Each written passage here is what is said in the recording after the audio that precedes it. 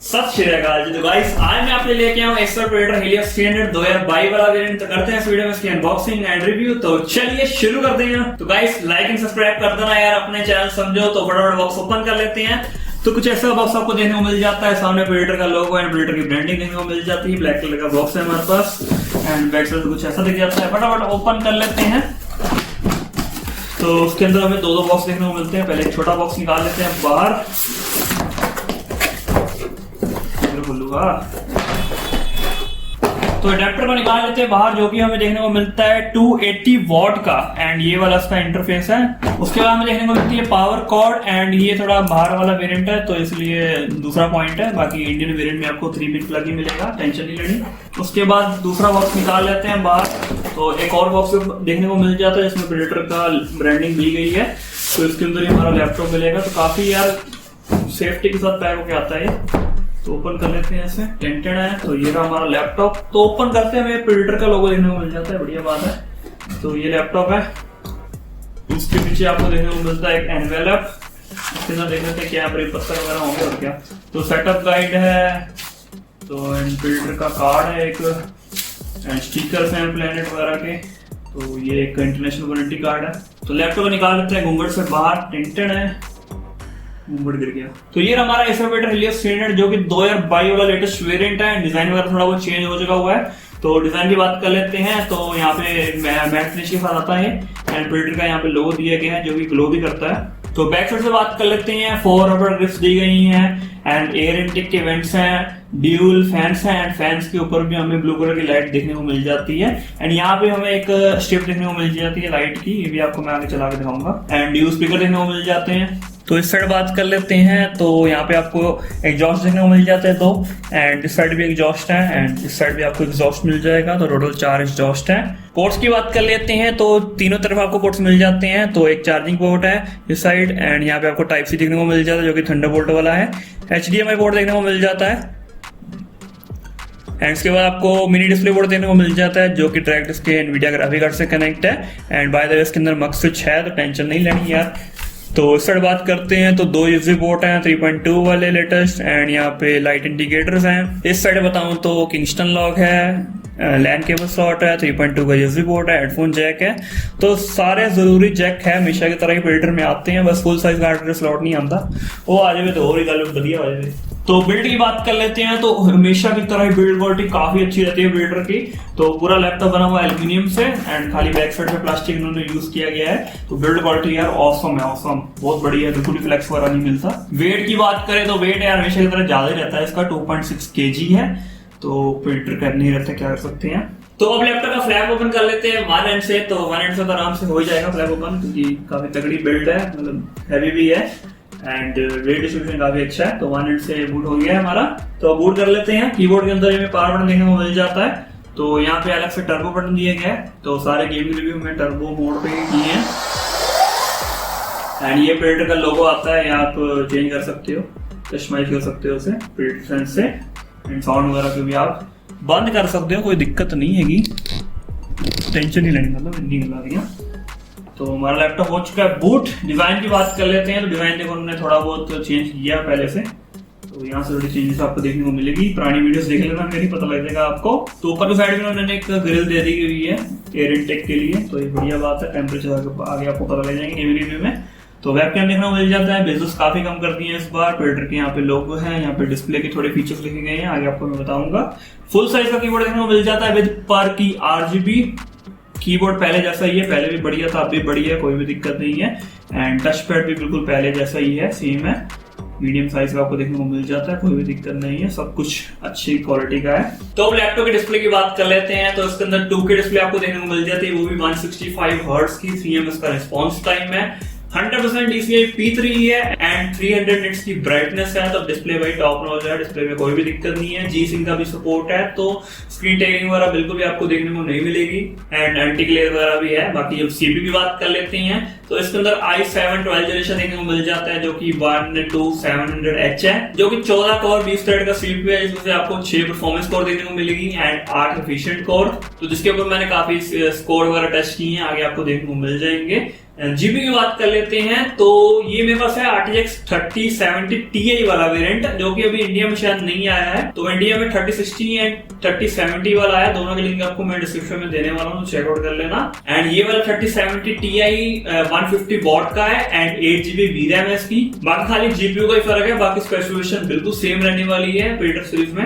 बाकी रैम की बात कर लेते हैं तो DDR5 आपको रैम देखने को मिल जाती है 4800 मेगाहर्ट्ज की, 16GB की ड्यूल चैनल, 32GB तक आप अपग्रेड कर सकते हो, तो टेंशन वो भी नहीं रहनी। स्टोरेज की बात कर लेते हैं तो 1TB की आपको Gen 4 वाली SSD देखने को मिल जाती है एंड एक एक्स्ट्रा स्लॉट देखने को मिल जाता है M.2 का, तो एक और SSD लगा लेना। बाकी वही Wi-Fi 6E देखने को मिल जाता है एंड Bluetooth 5.2 लेटेस्ट। तो लैपटॉप की बैटरी की बात करें तो इस बार इन्होंने अपग्रेड की है बैटरी, तो हार्ड डिस्क का स्लॉट हटा के इन्होंने 90 वॉट की बैटरी कर दी है, जो कि आपको 3 से 4 घंटे का बैटरी बैकअप दे ही देगी हम। तो अब इसके स्पीकर्स एंड वेबकैम की बात कर लेते हैं। पहले स्पीकर की बात कर लेते हैं तो बॉटम साइड आपको ब्लू स्पीकर देखने को मिल जाते हैं, तो सैंपल आप सुनो।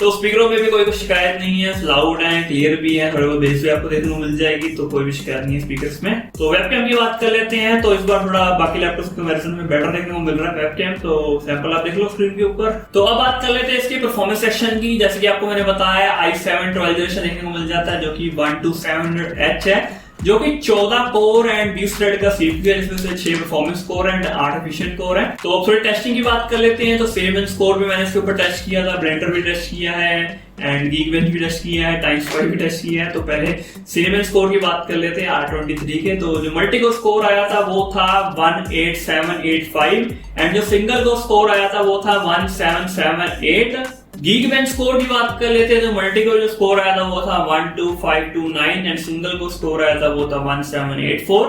3D Mark TimeSpy स्कोर की बात कर लेते हैं तो सीपीयू का स्कोर आया था 13628 एंड जीपीयू का स्कोर आया था 11532। ओवरऑल आप देख लेना स्क्रीन के ऊपर, स्क्रिप्ट लिखना भूल गया मैं। आगे ब्लेंडर के स्कोर की बात कर लेते हैं, उसके भी आप देख लेना स्क्रीन के ऊपर, स्क्रीनशॉट मैंने ऐड कर दिए हैं सबके।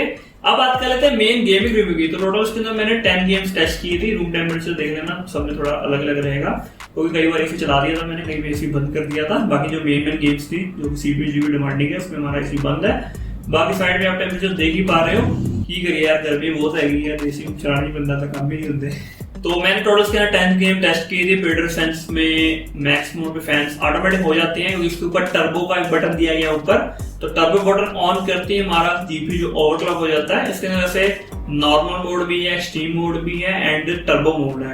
एक्सट्रीम मोड तो मैनुअली जाके ऑन करना पड़ता है प्रेडेटर सेंस से, लेकिन टर्बो मोड ऑन करने के लिए बटन दिया गया है, तो टर्बो मोड दबाते ही लैपटॉप मतलब अपनी मैक्सिमम ओवरक्लॉकिंग हो जाता है, टर्बो हो जाता है इसका जीपीयू एंड साथ में फैंस भी उसके मैक्स में ऑटोमेटिक हो जाते हैं। तो टर्बो में ही मैंने टेस्टिंग की है एंड ये वाला इसके अंदर 2K डिस्प्ले है एंड 16GB रैम है, उस हिसाब से आप एफपीएस को जज करना।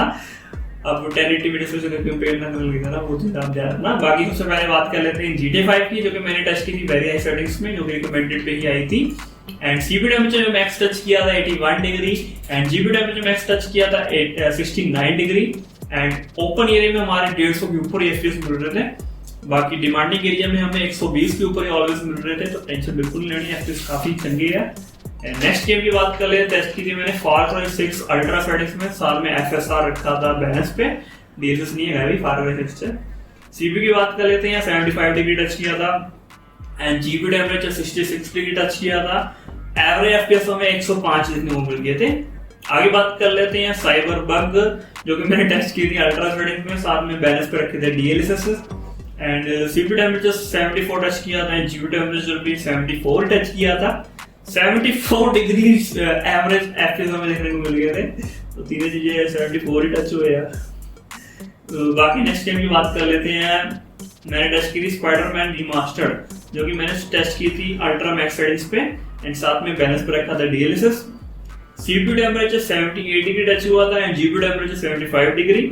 60 70 80 हमें एरिया में, मतलब ओपन एरिया था ना, मतलब ज्यादा बिल्डिंगों पे कूद रहा था मैं, तो कहीं पे 60, कहीं पे 70, कहीं पे 80। तो नेक्स्ट गेम की बात कर लेते हैं, Far Cry 5 भी मैंने टेस्ट की थी अल्ट्रा सेटिंग्स पे, तो 75 गया था सीपीयू टेम्परेचर मैक्स एंड 69 गया था जीपीयू टेम्परेचर मैक्स। मसला नहीं, जीपीयू आगे एवरेज की बात कर लेते हैं तो 113 आपको देखने को मिल गया था 113। आगे बात कर लेते हैं RDNA 2 की, जो कि मैंने टेस्ट की थी हाई सेंस पे भी, अल्ट्रा पे भी टेस्ट की थी, तो साथ में डेल्स वैंस भी रखा था। तो 72 डिग्री टच किया था max CPU temperature and GPU temperature 70 degree max touch किया था।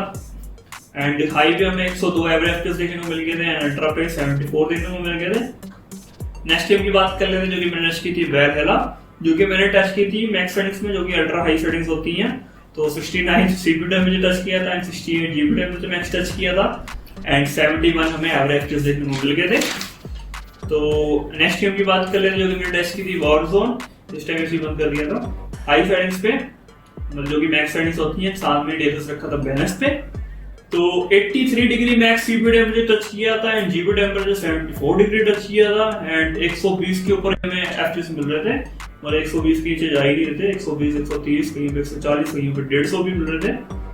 तो नेक्स्ट स्टेप की बात कर लेते हैं पबजी पीसी, जो कि मैक्स सेटिंग्स पे टेस्ट की थी, जो कि अल्ट्रा सेटिंग्स है। तो 76 सीपीयू टेम्परेचर टच किया था and GPU temperature 71 degree touch किया था।